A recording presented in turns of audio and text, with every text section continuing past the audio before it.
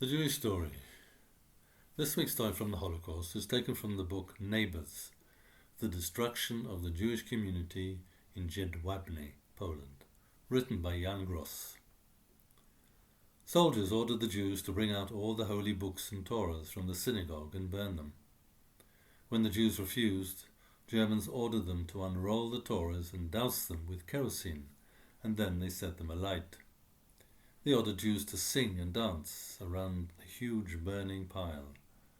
Around the dancing Jews a jeering crowd was assembled that beat them freely. When the holy books burned down, they harnessed the Jews to carts and ordered them to pull while beating mercilessly. Jews had to pull them all over town. Screams of pain were frequently piercing the air, but together with the screams one could hear happily screaming Polish and German sadists who were sitting in the carts.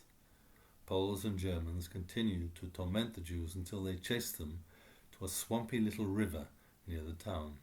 The Jews were ordered there to undress completely and to get up to their necks in the swamp. Sick and old men who could not obey these beastly orders were beaten up and thrown into even deeper swamps. From this day on, a horrible change of sufferings and torments began for the Jews.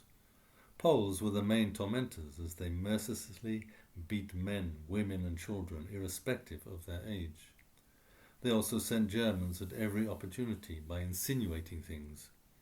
And so on the 26th of June, on Friday evening, they sent a group of German soldiers to our house. Like wild animals, the tormentors dispersed around the house, searching and throwing everything they found. They were bursting with joy. They stomped in their heavy boots over household items which they had thrown to the ground. Foodstuffs they also threw out and doused with kerosene. Germans were accompanied by Poles, whose leader Henryk Dzikonski later would also distinguish himself by barbarity. He destroyed everything with an even greater ferocity. He broke tables, wardrobes, candelabras.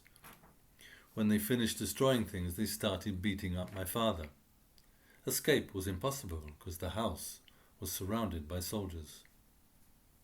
Much more painful than wounds and damages we suffered this evening was the awareness that our situation was much worse on account of the Polish population taking a hostile attitude towards the Jews. The situation was worsening day by day. The Jewish population became a toy in the hands of the Poles. There were no German authorities as the army moved on and did not leave power to anyone. Please pass on this story.